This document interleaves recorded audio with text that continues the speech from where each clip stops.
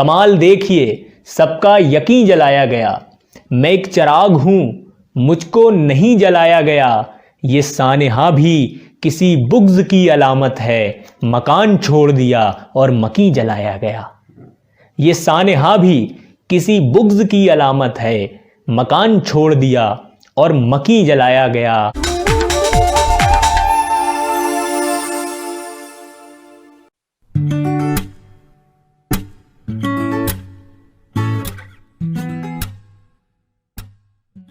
नमस्कार दोस्तों, प्रधाननामा में मुलाकात करते हैं एक मशहूर नौजवान शायर आदर्श दुबे से। 3 जनवरी 2000 को मध्य प्रदेश के सागर में जन्मे नौजवान शायर आदर्श दुबे ने अपनी उम्र के एतबार से बहुत कुछ हासिल किया है। आदर्श के पिताजी ज्योतिषाचार्य है और शायद यही वो बात है जिस वजह से भाषा के प्रति आदर्श का प्रेम अधिक है। केंद्रीय विद्यालय से स्कूली पढ़ाई के बाद इन्होंने BA उर्दू केंद्रीय विश्वविद्यालय से किया। आदर्श ने पहला मुशायरा 16 साल की उम्र में पढ़ा था। हाल ही में आदर्श दुबे का शेरी मजमुआ गज़ल संग्रह मैं एक चिराग हूँ गाजियाबाद से प्रकाशित हुआ। ख़ास बात यह है कि आदर्श दुबे की किताब की समीक्षा हिंदुस्तान के बहुत बड़े शायरों ने की है, जिसमें मोहतरम मुनव्वर राणा साहब, इकबाल अशहर, शकील आज़मी, मोइन शादाब, नुसरत मेहंदी आदि शामिल हैं। आदर्श दुबे मोहतरम अशोक मिजाज बद्र के सबसे चहेते शागिर्द हैं। इस बात को खुद मिजाज साहब कह चुके हैं। इसके अलावा आदर्श दुबे ने 50 से ज़्यादा ऑल इंडिया मुशायरे हिंदुस्तान के अलग अलग इलाकों में पढ़े हैं।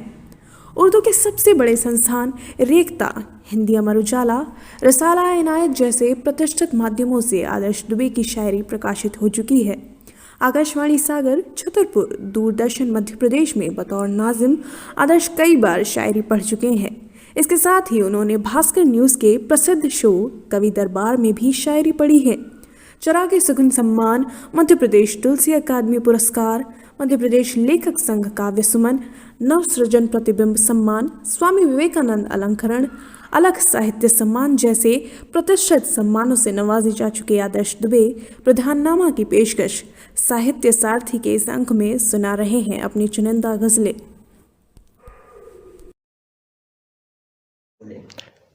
बहुत बहुत आदाब दोस्तों। बहुत खूबसूरत कार्यक्रम प्रधाननामा की ओर से साहित्य सारथी, इसके ज़रिए नए नए कलमकार, नए नए लिखने वाले लोग, नए नए साहित्यकार, वो नवांकुर जो आगे जाके तनावर दरख्त होने वाले हैं, उन सबको रूबरू कराने का ये खूबसूरत प्रयास मेरे बड़े भाई वरुण प्रधान जी कर रहे हैं।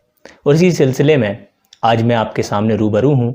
मेरा नाम है आदर्श दुबे और मैं उर्दू गज़ल का छात्र हूँ।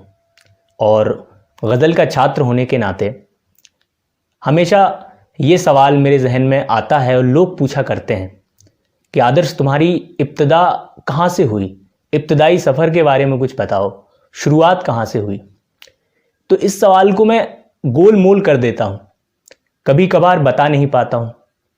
आज ये प्लेटफॉर्म है तो यहाँ ये बज़्म ख़ास है, तो यहाँ मैं वो ख़ास चीज़ें आपको बताऊँगा जो और कहीं नहीं बता सकता। तो प्यार में टूटे हुए दिलों को हौसलों की डोर सीती रहती है। तो दोस्तों, जब आदमी को इश्क होता है तो या तो शायर होता है या पागल होता है।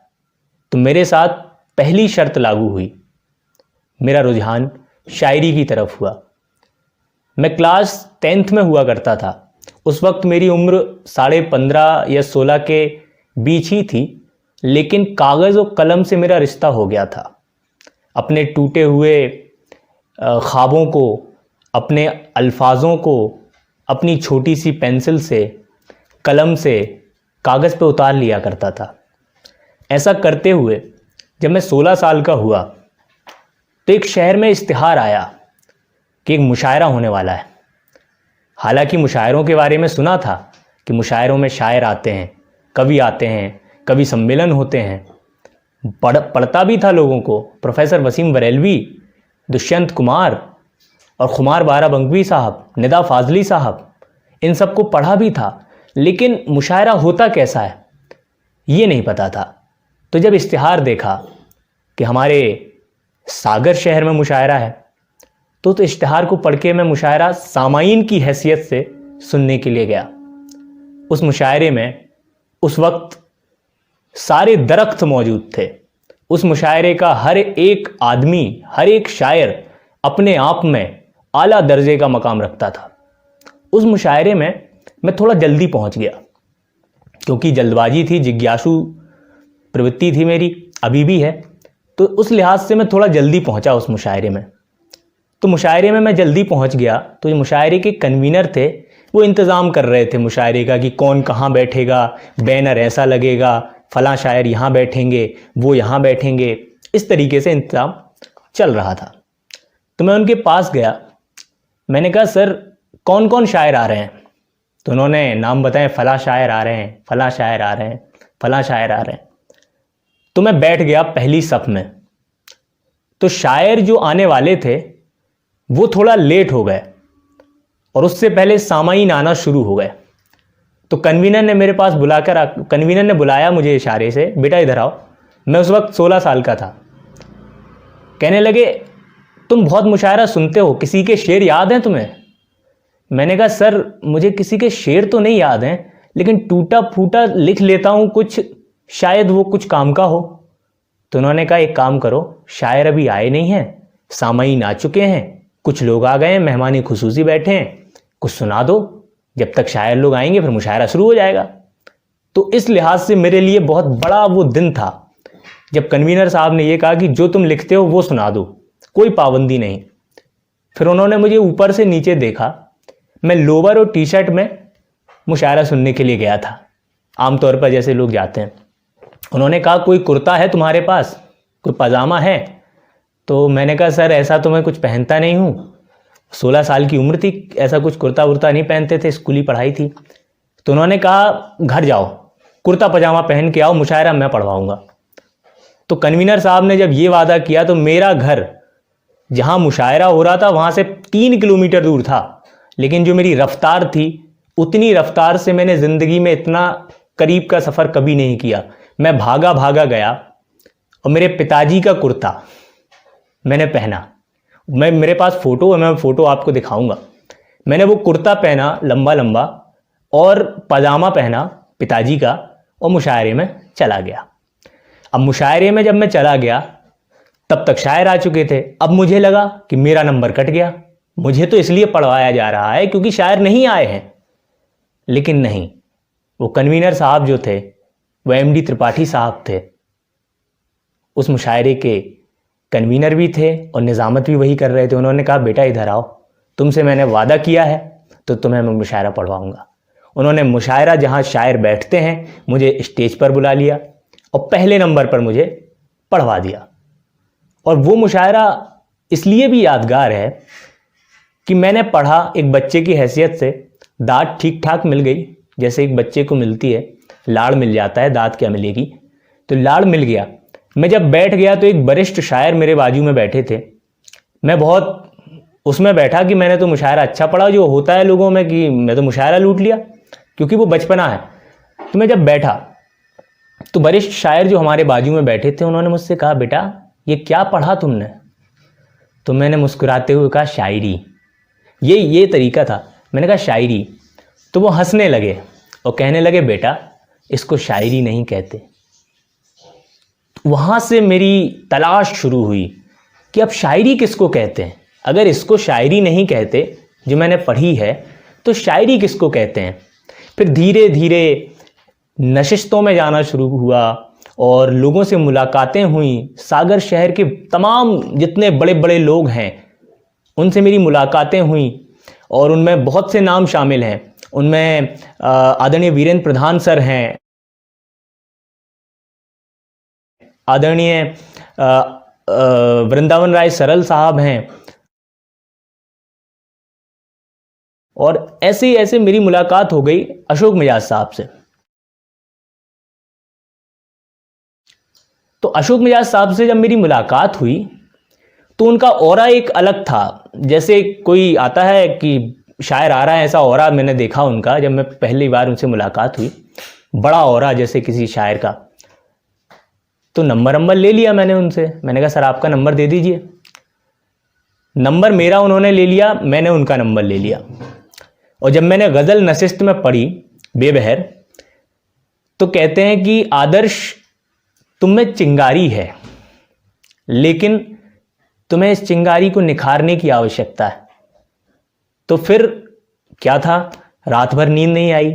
सुबह को मैंने फ़ोन लगाया, मैंने कहा सर आपने कहा था चिंगारी है मुझ में और मुझे निखारने की ज़रूरत है, तो मैं कैसे निखरूं? तो उन्होंने कहा गज़ल के बहर, मीटर, वज़न, काफ़िए, जो उरूज़ हैं, अरकान हैं, रुकन हैं, उन्हें सीखो। तो फिर उनके यहाँ मैं जाने लगा और आपको ताज्जुब होगा, मैं हर हफ्ते 4 से 5 दिन उनके घर जाया करता था। और ऐसा मैंने 6-7 महीने किया कि मैं उनके घर जाया करता था और बहुत सीखता था। बहुत डांट खाई है, बहुत प्यार मिला है। और उसके बाद मैंने शायरी का शीन और उर्दू का अलिफ बे मोहतरम अशोक मिजाज बद्र साहब से सीखा कि मुझे अशोक मिजाज साहब ने बाकायदा शागिर्द बनाया है और इकलौता मैं उनका बाकायदा शागिर्द हूँ जिन्हें वो कबूल कर चुके हैं। सैकड़ों लोग हैं जो उनसे मिलते हैं, जुलते हैं, लेकिन जो चंद लोग उनके दिल में बैठे हैं उनमें मैं सबसे आला मकाम रखता हूँ। इस बात की मैं खुशनसीबी है मेरे अंदर, ये ऊपर वाले का करम है कि मुझे इतना आला मकाम उन्होंने अता किया। एक तस्वीर साझा मैं कर रहा हूँ जिसमें मेरे उस्ताद के उस्ताद डॉक्टर बशीर वत साहब के पास मुझे जब मिजाज साहब लेके गए, तो बशीरवत साहब से उन्होंने कहा कि ये मेरा बच्चा है, ये शायरी करता है। तो बशीरवत साहब मेरे ऊपर हाथ रखते हुए कहते हैं बेटा शायरी किया करो। हालांकि ये बात कोई बड़ी नहीं है, लेकिन वो जो वाक्य था उनका कि बेटा शायरी किया करो, तो वो मेरे दिल में अभी भी है कि मैं मरते दम तक शायरी ही करूँगा। मुशायरा अलग होता है, शायरी अलग होती है, अदब अलग है, मुशायरे की भीड़ अलग है। तो मैंने अपना रास्ता इख्तियार किया अदब के रास्ते में, और उसी का फलस्वरूप है कि जिस तरह बढ़ते गए कदम तो मंजिलें पास आती गईं, इस तरीके के हाल रहे और धीरे धीरे मुशायरे मिलने शुरू हो गए। और मुशायरे जिस तरह जो मुशायरा मुझे मिला है, हर मुशायरे से मैंने कुछ ना कुछ सीखा है और आज तक हर मुशायरे से, इस प्रोग्राम से मैं बहुत कुछ सीख कर जा रहा हूँ, क्योंकि हर प्रोग्राम कुछ ना कुछ सिखाता है। तो दोस्तों, सीखना बंद तो जीतना बंद। तो मैंने मुशायरों से बहुत कुछ सीखा है और जिस प्रोग्राम में जाता हूँ वहाँ से कुछ ना कुछ लेके आता हूँ। इस तरह धीरे धीरे शुरुआत होती रही। मेरी मुलाकात हुई मोहतरम इकबाल अशर साहब से। उनके साथ बैठना, उनके साथ उनके रूबरू होना किसी फ़क्र से कम नहीं था जिनको हम टीवी पे देखा करते थे। और इस बात का मुझे फ़क्र होता है और कभी कभी गुरूर हो जाता है कि इकबाल अशर साहब मुझे अपना बेहद करीब मानते हैं और आधी रात को मैं फ़ोन लगा दूं तो आधी रात को मुझसे गुफ्तगू करने लगते हैं और हमारी शायरी के अलावा ज़ाती जो मसले हैं ज़िंदगी के, उन पर हमारी बातें होती हैं और हमारे हर मरहले और मसले वो सुलझाने की कोशिश करते हैं। और नुसरत मेहंदी मैडम हैं, भोपाल की मशहूर और मकबूल शायरा हैं, वो मुझे अपने बेटे का दर्जा देती हैं और बहुत स्नेह करती हैं। ऐसे बहुत नाम है, मैं गिनवा सकता हूँ, जिनका मुझे बहुत सहारा मिला है और जिनकी वजह से मैं कुछ कर पाया हूँ। क्योंकि एक अकेला आदमी पहाड़ नहीं खोद सकता, हर आदमी का सहारा होता है। तो इस तरह अनेक लोग हैं जिन्होंने मुझे सहारा दिया, जिनकी बदौलत मैं आज कुछ ना कुछ जो आपके सामने बैठा हुआ हूँ। तो दोस्तों, इस तरह मेरे शेरी सफ़र की शुरुआत हुई, शायरी की शुरुआत हुई। इसमें सबसे अहम रोल जो मैं बताना भूल गया, मेरे माँ बाप का है,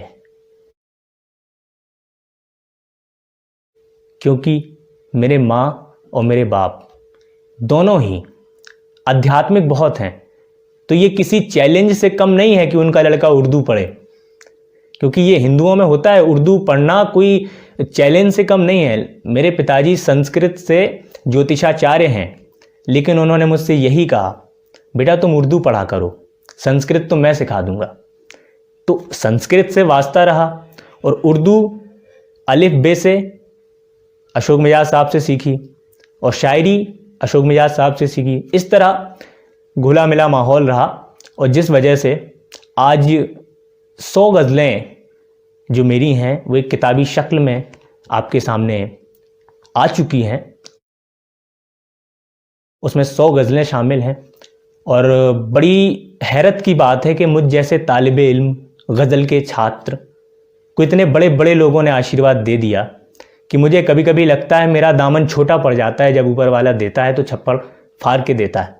इस तरीके के हाल हुए हैं कि मौजूदा दौर के सबसे बड़े शायर मुनव्वर राना साहब ये कहते हैं मेरे किताब पर कि आदर्श की कुछ गज़लें पढ़ने का इत्तेफाक हुआ और बहुत से शेर आदर्श ने अच्छे कहे हैं और मुझे बेहद पसंद आए हैं। आदर्श की गज़लों में महबूबा को तमाशे से अलग रखा गया है। ये बात मुनव्वर राना साहब ने नोटिस की, तो ये मेरे लिए फ़ख्र की बात है कि उन्होंने मुझ जैसे तालिबे इल्म पर गौर किया। किसी समुंदर से पानी लेना कोई बड़ी बात नहीं है, लेकिन किसी समुंदर को पानी देते हुए समुंदर का कहना कि हम पानी दे रहे हैं, ये बहुत बड़ी बात है। तो ये बात मुझे बहुत अच्छी लगी। और इसके अलावा मेरे द्रोणाचार्य ही कहता हूँ उन्हें, तो इकबाल अशर साहब, उनकी समीक्षा है किताब पर। शकील आज़मी साहब की समीक्षा है किताब पर। मशहूर नगमा निगार, मुल्क, आर्टिकल 15 जैसी कई फिल्मों में गाने लिखे हैं और उन्होंने बेहतरीन समीक्षा और सही समीक्षा जो कही जाती है वो की है। नुसरत मेहंदी मैम, सेक्रेटरी उर्दू अकादमी मध्य प्रदेश। मोइन शादाब साहब, सहारा आलमी Urdu news channel anchor Delhi, उनकी भी समीक्षा इसमें शामिल है। तो इस कुल मिला के ये जो किताब है ये आदर्श दुबे की किताब है और इसे आप अमेज़ॉन पर और फ्लिपकार्ट पर दोनों जगह प्राप्त कर सकते हैं। लिंक आपकी डिस्क्रिप्शन में आपको दी जाएगी। तो दोस्तों, बात हो रही थी शायरी की, तो शायरी की तरफ आते हैं। तो मैं आपको अपनी ज़िंदगी का पहला शेर ज़रूर सुनाना चाहता हूँ जो मैंने 16 वर्ष की उम्र में कहा था। वो शेर यूँ था, शेर कच्चा सा होगा। वो शेर यूँ था कि मेरा लहजा मत पूछो, मेरा लहजा मत पूछो, मीरो गालिब जैसा है। मेरा लहजा मत पूछो, मीरो गालिब जैसा है। तो आइए 2-3 गज़लें आपको सुनाता हूँ, समाअत फरमाएं और मुलाहिज़ा करें। गज़ल का मतलब यूँ है कि तुमको छोड़ा तो ऐसा लगा जैसे खुद से अलग हो गए। तुमको छोड़ा तो ऐसा लगा जैसे खुद से अलग हो गए। एक मंजिल को जाते हुए कितने रास्ते अलग हो गए। तुमको छोड़ा तो ऐसा लगा जैसे खुद से अलग हो गए। एक मंजिल को जाते हुए कितने रास्ते अलग हो गए। एक मंजिल को जाते हुए कितने रास्ते अलग हो गए। बस इसी बात से गमज़दा, बस इसी बात का दुख हमें, बस इसी बात से गमज़दा, बस इसी बात का दुख हमें। दूसरों से यूं मिलते रहे मेरे अपने अलग हो गए। दूसरों से यूं मिलते रहे मेरे अपने अलग हो गए। और कुछ सियासत से तोड़े गए, कुछ को साजिश ने बहका दिया। शेर मुलाहिज़ा हो। कुछ सियासत से तोड़े गए, कुछ को साजिश ने बहका दिया। एक माँ के हैं साये सभी, आज कितने अलग हो गए। कुछ को साजिश ने बहका दिया, कुछ सियासत से तोड़े गए। एक माँ के हैं जाए सभी, आज कितने अलग हो गए। आज कितने अलग हो गए। एक गज़ल का मतलब पेशे खिदमत है। ज़माने की भलाई को मुसलसल होना पड़ता है। ज़माने की भलाई को मुसलसल होना पड़ता है। सिमट कर एक दिन बूंदों को बादल होना पड़ता है। ज़माने की भलाई को मुसलसल होना पड़ता है।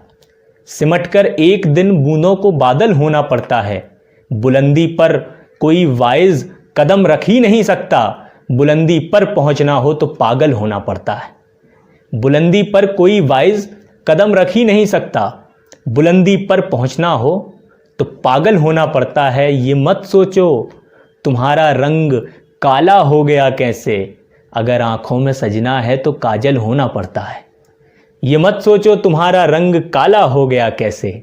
अगर आँखों में सजना है तो काजल होना पड़ता है। ये काले सांप हैं इनसे मोहब्बत दोस्ती रखकर, ये काले सांप हैं इनसे मोहब्बत दोस्ती रखकर, जहां में एहतियातन सबको संदल होना पड़ता है। ये काले सांप हैं इनसे मोहब्बत दोस्ती रखकर, जहां में एहतियातन सबको संदल होना पड़ता है, जहां में एहतियातन सबको संदल होना पड़ता है।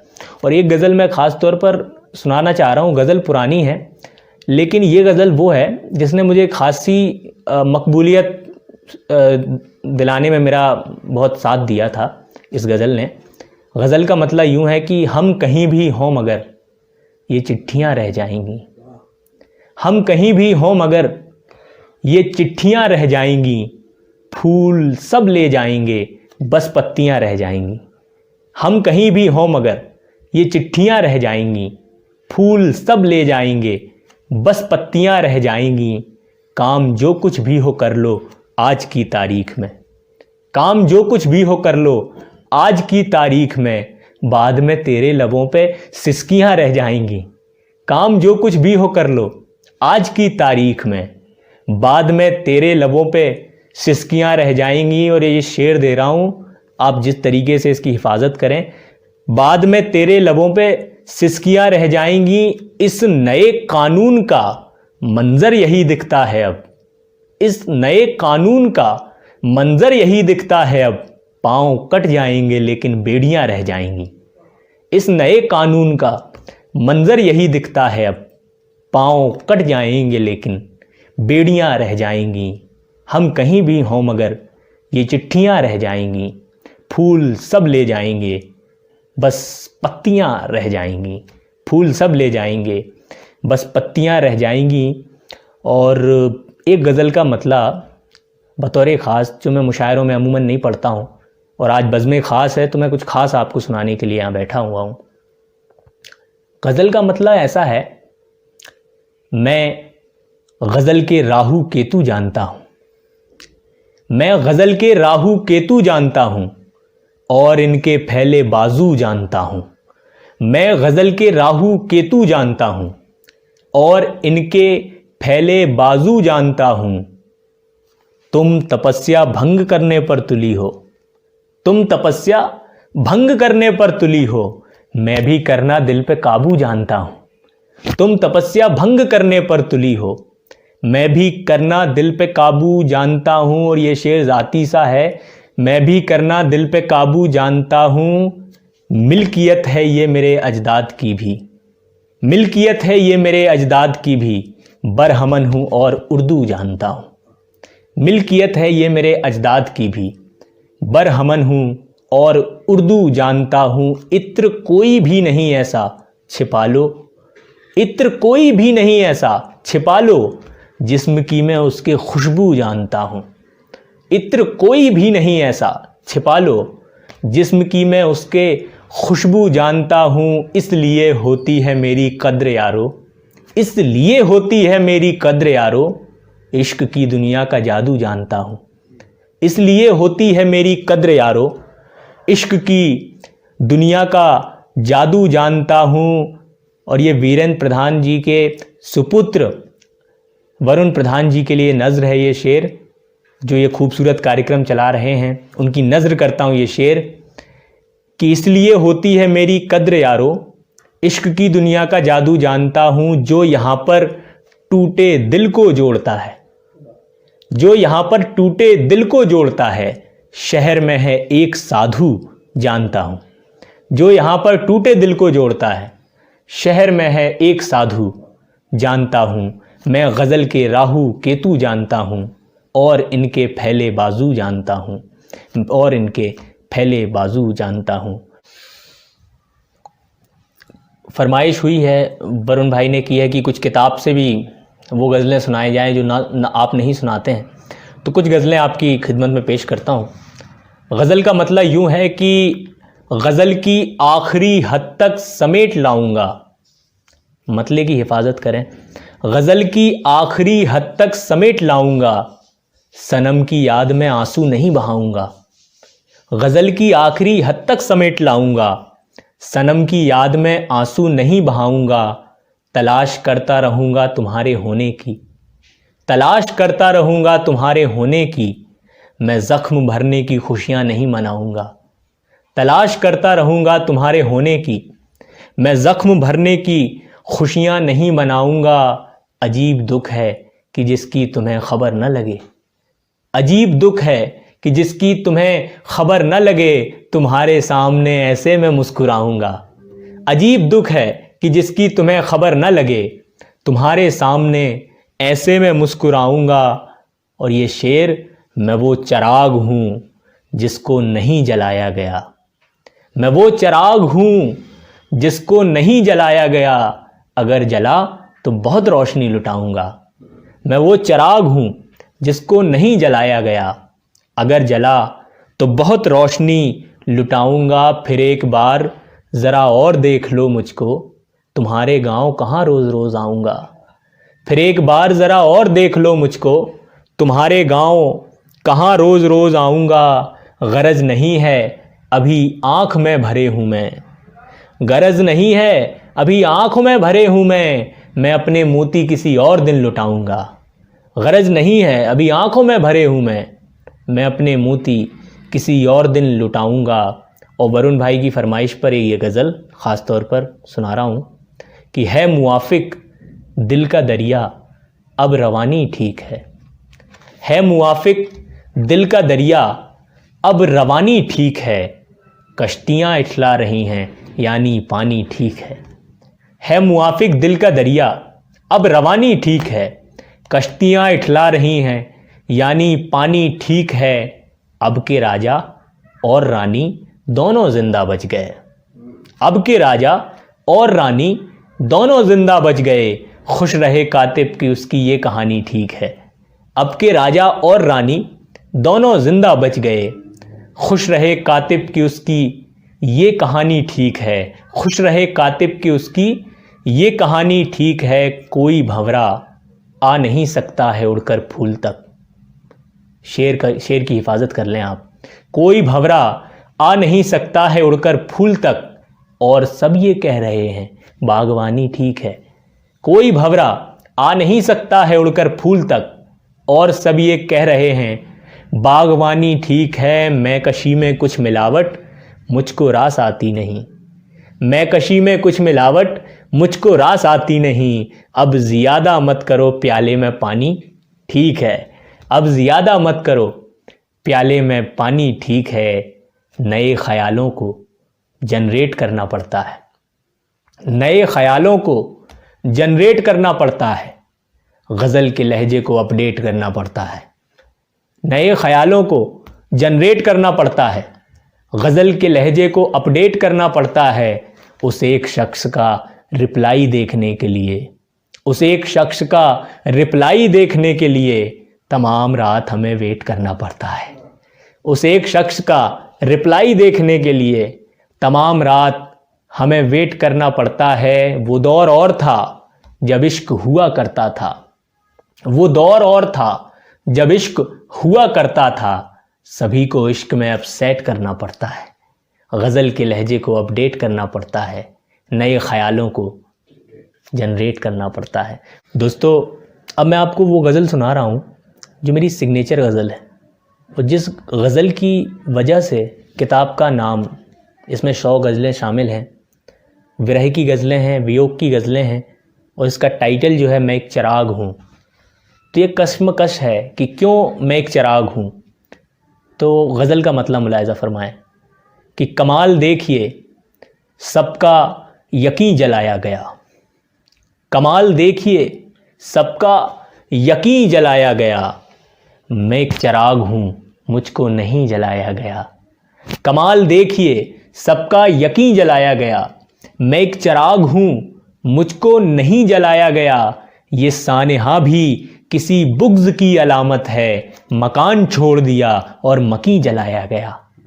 ये सानेहा भी किसी बुग़्ज़ की अलामत है, मकान छोड़ दिया और मकी जलाया गया। खुदा का इससे बड़ा और क्या करम होगा। मुलाहिज़ा हो, खुदा का इससे बड़ा और क्या करम होगा, जहाँ बुझाया था मुझको वहीं जलाया गया।